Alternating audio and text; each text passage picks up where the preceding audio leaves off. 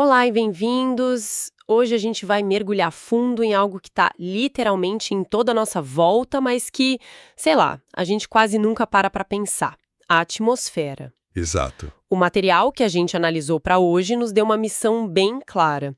Fazer uma viagem vertical, sabe? Do chão até a fronteira do espaço. Uma subida, né? Exato, uma subida para entender 3 pilares.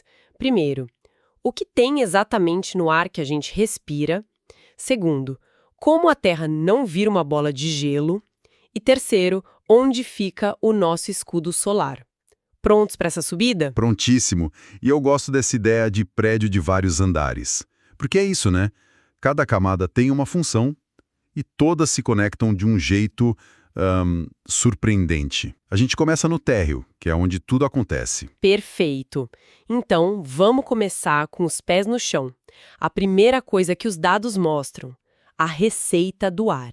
E assim, de cara, um número me deixou chocada. Imagino qual seja. 78% do ar é nitrogênio. Eu sempre achei que era oxigênio, mas ele tá lá em segundo lugar, com 21%. Essa é a primeira grande surpresa para todo mundo, né? A gente vive achando que o ar é basicamente oxigênio.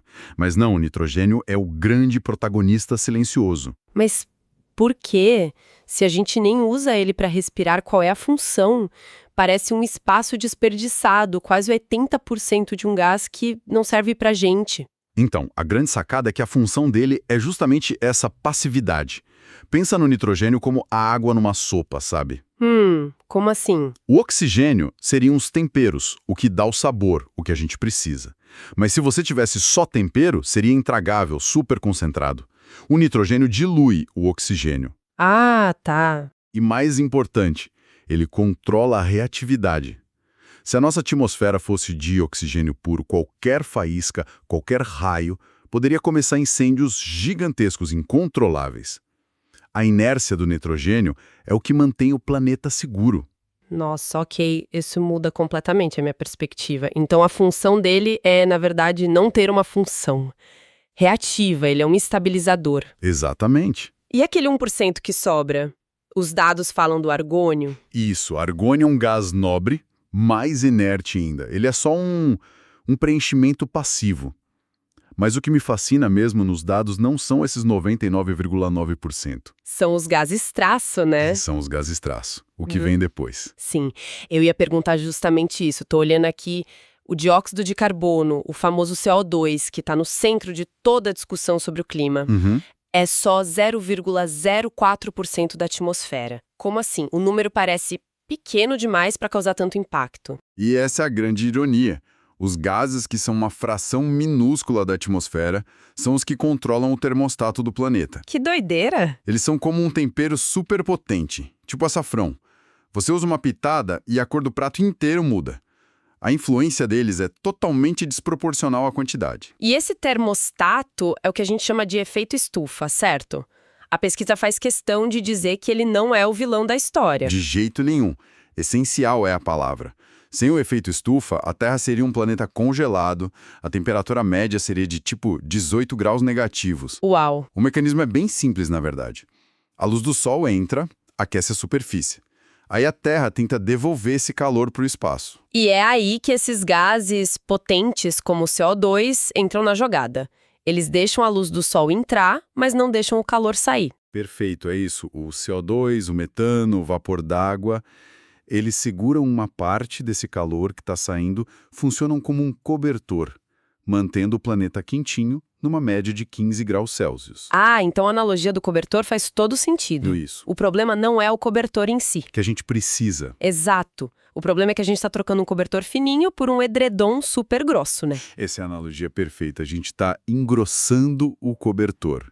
O mecanismo é o mesmo, natural e vital. A gente só intensificou ele artificialmente. E tudo isso acontece aqui na troposfera. Mas para a gente entender nosso escudo protetor, a gente precisa subir e para o próximo andar. Exato.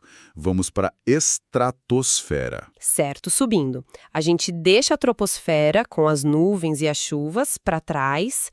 Entre 15 e 35 quilômetros de altura, a gente chega na estratosfera. É aqui que fica a camada de ozônio. O que é exatamente o ozônio? Ozônio é basicamente uma molécula de oxigênio, turbinada. O oxigênio que a gente respira tem 2 átomos, O2. O ozônio tem 3, O3. E esse átomo extra faz toda a diferença. Toda. Lá em cima, essa camada de O3 funciona como o protetor solar do planeta. E dos bons, viu? A pesquisa diz que ele bloqueia a maior parte da radiação ultravioleta, a UV, que é super nociva e detalha como a gente quase destruiu esse escudo com os CFCs. Sim, os clorofluorocarbonetos de sprays, geladeiras antigas. E o ponto crucial é o porquê deles serem tão destrutivos. Não é uma reação simples. Como funciona? Quando o CFC chega lá em cima, a luz do Sol quebra ele e libera um átomo de cloro. E o cloro... O cloro é um problema. Ele age como um catalisador. Catalisador? O que isso quer dizer na prática? Significa que ele não é consumido na reação. Pensa num átomo de cloro como um vândalo super eficiente. Ok, ele vai lá, quebra uma molécula de ozônio, transforma em oxigênio comum e sai intacto, livre para procurar a próxima molécula de ozônio e quebrar de novo, e de novo, e de novo. Nossa. Então, um único átomo de cloro pode destruir milhares e milhares de moléculas de ozônio, como uma chave de fenda que desmonta tudo sem nunca se desgastar. Exatamente. Um ciclo de destruição incrivelmente eficiente.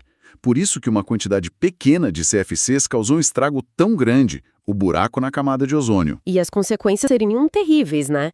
Câncer de pele, danos em plantações. Sem dúvida. Mas aí a história tem uma virada positiva, que a análise destaca bem.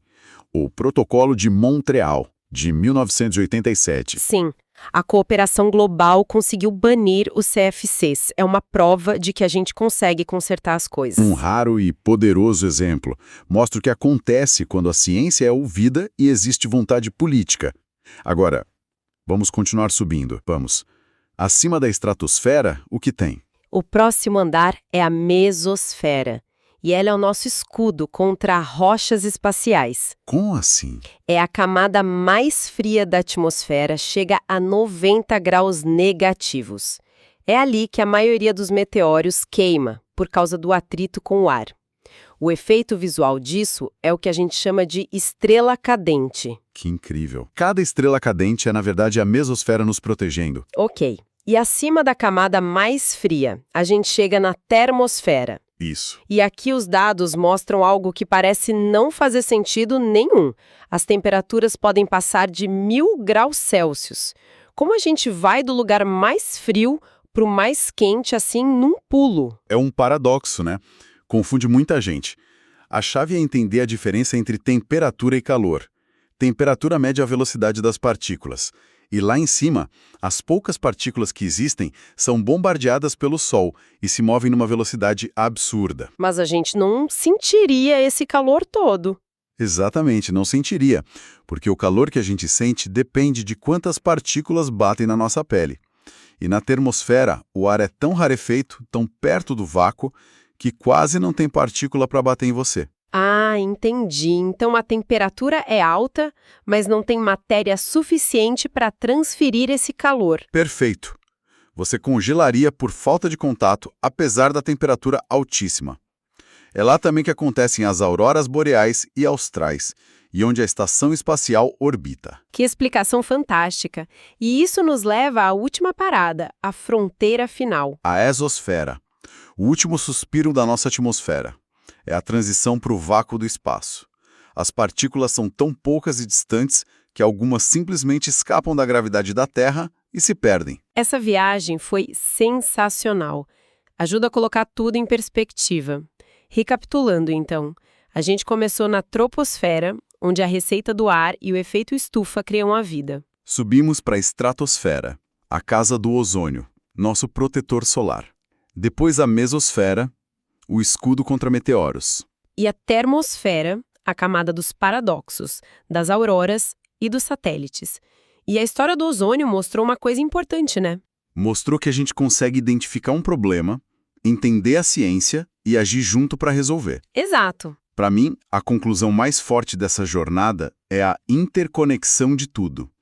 Uma molécula de um spray aqui no chão viaja quilômetros para cima e causa um estrago na estratosfera, que afeta a nossa saúde aqui embaixo. E uma mudança de 0,04% num gás aqui pode alterar o clima do planeta inteiro.